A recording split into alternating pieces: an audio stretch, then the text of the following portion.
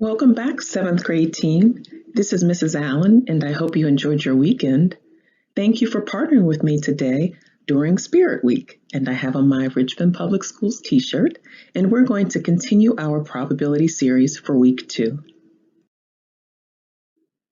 This week's learning target is to be able to investigate and describe the difference between the theoretical probability and experimental probability of the event. As we are ready to learn, today you will need your standard supplies, your notebook, your pencil, your calculator, and by all means, your I can attitude. Today and tomorrow, we are going to take a closer look at a very interesting phenomenon that shows us a relationship between theoretical and experimental probability. Today's learning objective is to describe changes in experimental probability as the number of trials increase. Our vocabulary for today is theoretical probability, trials, describe, and law of large numbers. The work that we did last week gives us the foundation for being able to investigate and describe the difference between theoretical probability and experimental probability of the same event. So let's do a quick review of our key vocabulary from last week. We learned about two types of probability. Theoretical probability is a ratio describing what should happen if we conduct an experiment. The formula is the number of favorable outcomes out of the total number of possible outcomes. We also learned about experimental probability. Experimental probability is a ratio describing what actually happened based on the results of a simulation or experiment.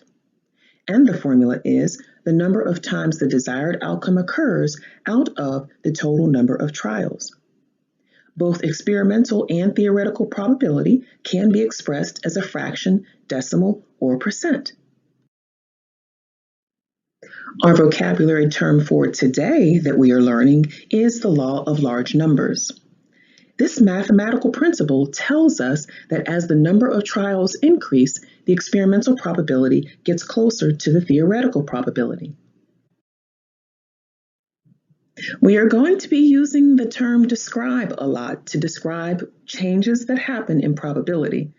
Now, we use the term all the time, and this is a critical verb, and it means to tell about something using words, writing, or even pictures. Let's begin with our learning partner of the day, who is also from the Greater Richmond area. Ethan Frazier is a rising senior at L.C. Byrd High School. You can see Ethan in this picture that he took on Monument Avenue. His brother Brandon, who is a rising sophomore at VCU, is photobombing him in the back. Brandon did the sound engineering and editing for the video. Ethan conducted an experiment where he flipped a coin. Well, let's take a look to see how many times. I want you to pay close attention to the relationship between the theoretical probability of landing on a single number on the number cube and the experimental probability of landing on that same number. You will see the statistics throughout the video and some questions at the end of his video. Pause the video and try to answer the questions. You might surprise yourself when you see how well you did. Let's take a look.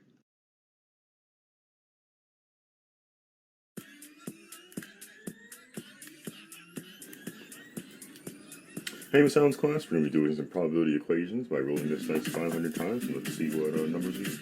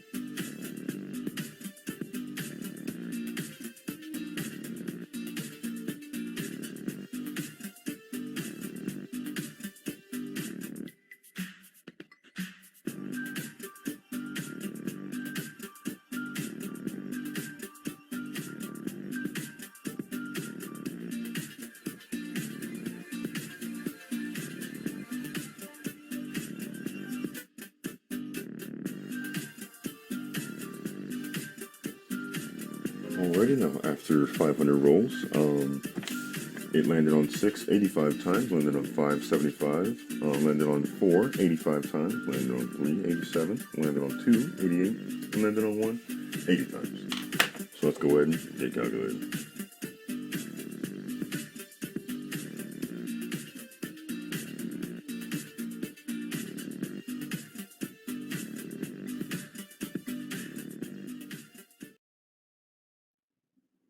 Did you notice anything about the experimental probability and theoretical probability as there was an increase in the number of times Ethan rolled the number cube? Before we answer this question, let's see if the same holds true for a spinner. We are going to use our virtual manipulative, a spinner, to conduct an experiment and investigate what is taking place between the experimental and theoretical probability of this event.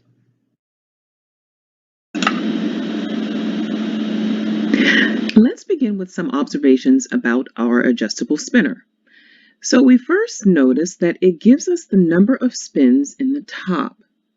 So we have the ability to select our spins. We have the spinner set to 6 different sections, 6 different colors. I encourage you to investigate with this spinner further on your own. Should you decide to do so, the spinner allows you to change the number of possible outcomes for your colors. See, it's pretty neat. It also adjusts it on your table as well. Now let's look back at our table. We'll start with our columns. These are our columns. Remember, the columns are what hold the building up and are the top to bottom or vertical part of the table. The first column tells us the color of the sections on the spinners. So we have blue, yellow, cayenne, red, purple, and lime. And the second gives us the count. So right now our count is 0 because this count will represent the number of favorable outcomes when we start our experiment. And once we start our experiment, we will see the favorable outcomes in the count column. And the third column will give us our experimental probability in the form of a percent. And the fourth column will give us our theoretical probability. Now, if you notice, we have the theoretical probability already filled in for us in this particular application. So why is that the case? Why do you think? Yes, I may not be there with you in person, but I want you to answer the question aloud. Or if there are too many other people around your study space, it's okay to write it down on paper because this is a great way to practice. So what was your answer? Was it something to the effect of the theoretical probability is already filled out because it is what can happen? Or maybe that it is already filled out because it is what we know about the probability of an event before we even conduct the experiment. So in this case, we already know that since we have a total of 6 possible outcomes on our spinner, and we see one color is blue, that the probability of landing on the blue would be a ratio of 1 out of 6, which is approximately 16.7%. Now our rows of the table move from side to side. They are like a horizontal direction. When you row in a boat, you don't move up or down, but you move forwards or backwards or left to right. And this is how you can remember your rows, different from your columns. Now each row in this probability table gives us information about a particular outcome. See? For example, all the information we see in row 1 will pertain to the outcome of the spinner landing on a color blue. And as we go through this experiment, I want you to pause the video when directed and answer the questions that appear in your notes.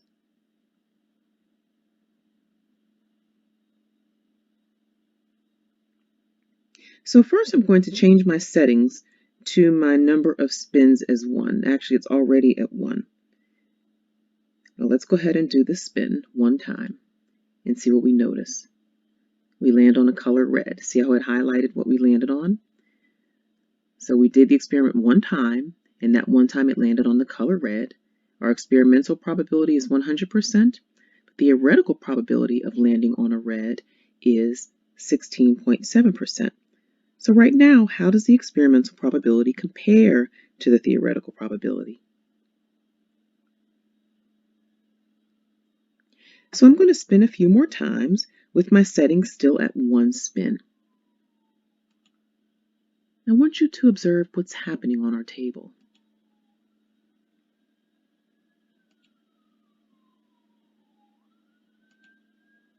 See the change that's happening as we do the spin?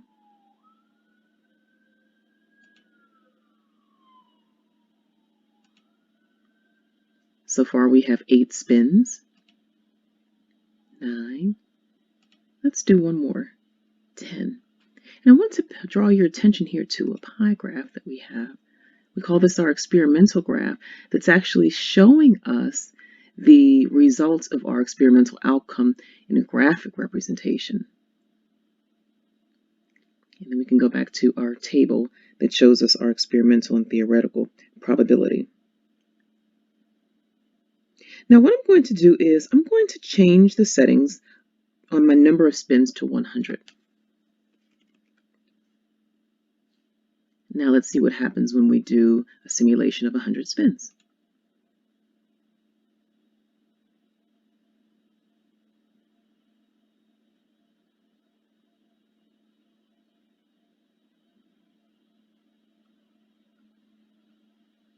And I can skip to the end. Now we have our results. So if we were to sum our values for our counting numbers, this would have a sum of 100. Our experimental percentage, or we could say our relative frequency, would have a sum of 100% as well. So how do the experimental and theoretical probabilities now compare? Let's take a look at some of these differences that you see in the two. Some of the experimental probability percentages are higher, such as the color blue. It's higher than the theoretical percentage. And some are lower, such as the color red.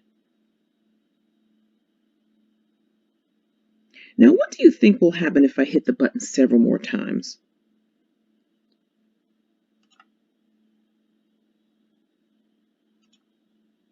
What do you notice is happening? What if I did it 100 more times and skip to the end? Notice how your numbers are fluctuating. But say I increase the number of spins to 99,000. Let's see what happens there. And if I spin, it stops me at 1,000. So let me go back to 1,000. Spin at 1,000. See if it will let me do that. And skip to the end. Here we go. Compare the theoretical and experimental probabilities now. What do you notice? Was your prediction correct? Spin again and skip to the end. Notice how the numbers of your experimental probability are becoming much more similar to your percentages of your theoretical probability. So similar to Ethan and his number cube experiment, the more times we spin our spinner, the closer the experimental probability and the theoretical probability become. Sometimes it goes over, or sometimes the probability of one color on the spinner is less than another. And you may have noticed that unlike the theoretical probability, the values of the experimental probability may not be exactly the same. But again, one thing remains true. The more times we spin the spinner, the closer the experimental and theoretical probability.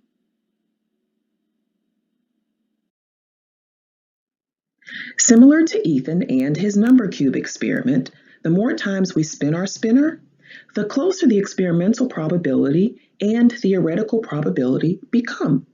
Sometimes it will go over, sometimes the probability of one color on the spinner is less than another. You may have noticed that unlike the theoretical probability, the values of the experimental probability may not be exactly the same. But again, one thing remains true. The more times we spin the spinner, the closer the experimental and theoretical probability become. You have just experienced what we call the law of large numbers. The law of large numbers is a theory that tells us the more times we repeat an experiment, the closer the theoretical and experimental probability become. Experimental probability may also be referred to as the relative frequency. If you enjoyed this activity and would like to conduct the experiment again, the link to the spinner and the activity are found on today's learning plan. So let's take a look at this first example together before we allow you to try one on your own. We see Tyshawn is playing a trivia game, and it has a cube with 6 different topics: world history, current events, international affairs, movies, geography, and technology. Tyshawn rolled the cube 49 times, and the cube landed on geography 18 of the times. Tyshawn will roll the cube an additional 1,000 times. Tyshawn expects the experimental probability of the cube landing on geography to do which of the following? So as I was reading this problem, I noticed something that stood out. I see that it's a cube that has 6 different topics. So it has 6 different topics, and these topics are important. Of these topics, we know that 18 of the times that he rolled, of the trials, 18 landed on geography. He rolled the number cube a total of 49 times. And he's going to roll an additional 1,000 times. It's a lot of times. But he expects the experimental probability of the cube landing on geography to do which of the following. So we know the experimental probability of geography is what we need to find out. So if we say the experimental probability of him landing on geography can be written as our ratio. And for as an experiment, it landed on geography 18 of the times out of his total number of trials, which was 49. When we do 18 divided by 49, that gives us approximately 37 hundredths. And if we take 37 hundredths and multiply it by 100 as a percent, it's going to give us 37%. In this problem, we know we're looking for decimal form, but we just want to get in the habit of representing it all 3 ways because it helps us to practice a previous objective that we know we need to master. So this is the experimental probability of him landing on geography. Now let's look at the theoretical probability of him landing on geography. And so for the theoretical probability of geography, it is our number cube. There's 1 geography topic out of 6 total possible outcomes. And we know that that's approximately 17 hundredths. We multiply that by 100, and that's 17%. So we see 17 hundredths here. So what I can do, since this is multiple choice, I know I can go ahead and eliminate any answers that do not apply to the question, slash and trash, as you all do in English. And I see 27 hundredths in C and D, and I know 27 hundredths is not one of my options that I'm dealing with. So I have options A and B, that the experimental probability will either decrease to about 17 hundredths or it will increase to about 17 hundredths. Let's look at where our experimental probability is now. Right now, the experimental probability is greater than 17 hundredths. It's 37%. So our experimental probability will decrease. So our answer is A. How did you do? It's now your turn to try a problem to see how well you can apply the law of large numbers. Pause the video, complete the problem on the side, and when you're finished, resume the video. So let's take a look and see how you did. So the first thing I did was to apply cubes. I circled my numbers, I underlined my questions, I boxed my key vocabulary. So we see that Marielle tosses a number cube labeled 1 through 6 a total of 50 times, and she records the results in the table below. Now we have several questions in the problem, which is why I've placed a number beside each question so that I can make sure that I answer all of them. The first question is asking me to find the experimental probability of tossing an even number. And it says in the table that there are 32 even numbers out of a total of 50 tosses. The experimental probability of rolling an even number is 32 out of 50 in the total number of trials, which is equivalent to 64 hundredths, and we multiply our decimal by 100, that gives us 64%. Number 2, find the theoretical probability of tossing an even number. Well, we know that there are 3 even numbers on a number cube, numbers 2, 4, and 6, out of 6 total possible outcomes on a number cube because there are 6 sides. 3 divided by 6 gives us 5/10. 5/10 times 100 to convert it into a percent is 50%. Number 3, compare the two probabilities. Well, the experimental probability of rolling an even number is 64%. The theoretical probability of rolling an even number is 50%. When we compare the two, we know that 64% is greater than 50%. And number 4, what would we expect to happen to the experimental probability if Sarah tossed the number cube another 500 times? Well, I want you to think about our learning partner Ethan today with his coin toss activity, and also think of our spinner activity. And did you answer that the experimental probability will decrease to about 50%? And that would be your answer. How did you do? So again, our learning objective for today was to describe changes in experimental probability as the number of trials increase. After today's lesson, you were able to learn and apply the law of large numbers that tells us the more times we repeat an experiment, the closer the experimental probability will come to the theoretical probability. So it's time for you to reinforce the content that you learned in today's lesson. For your independent work time, you will complete the practice problems located in your Week 8, Day 1 learning plan. Remember to show all of your work and annotate your independent practice where necessary. Doing these two things is worth the time invested because it makes sure that you retain the information. Feel free to revisit any parts of the lesson if you are having difficulty. Once you are finished with your independent practice, you will then strengthen your math skills by completing 2 Dreambox lessons. So let's take a look at our future connections. Today's learning objective again was to describe changes in the experimental probability as the number of trials increased. Tomorrow, we will practice more with this law of large numbers. If you have not yet done so, we invite you to share your avatar with us so that we can see who's learning with us together. And you can use our learning Padlet. Feel free to upload a second avatar if you're feeling adventurous. I thank you for being my learning partner today. Be safe, see you tomorrow, and remember, make today so awesome that yesterday gets jealous.